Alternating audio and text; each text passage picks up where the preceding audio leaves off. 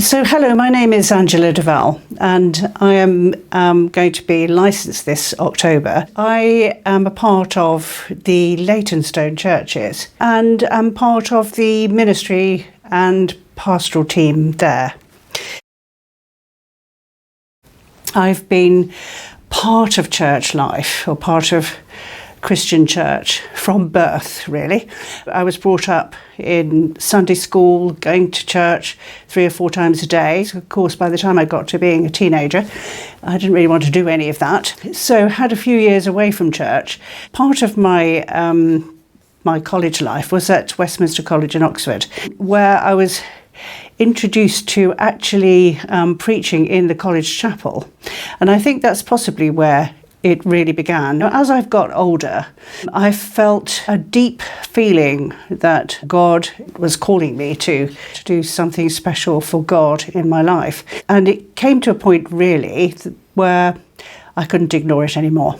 Having spoken to quite a number of people, I decided to see if it was a way forward. I certainly have not regretted it. I love being an LLM.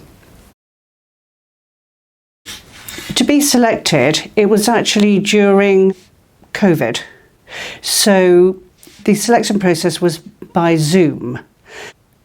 I don't think I was particularly prepared very well for it, and I found it quite challenging. I still feel that I probably didn't answer some of the questions particularly well. The training that we've had for the past 2 years has been immensely interesting.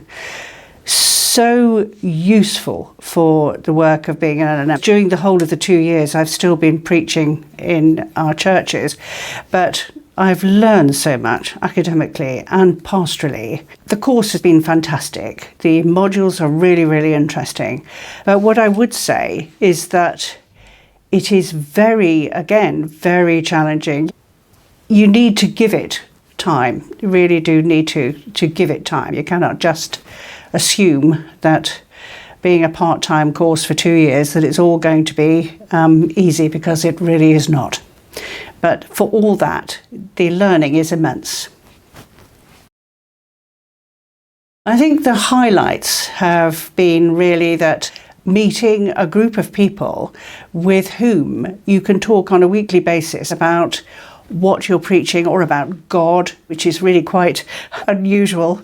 I think the friendships that come from the training has been a real highlight. That, and definitely the learning.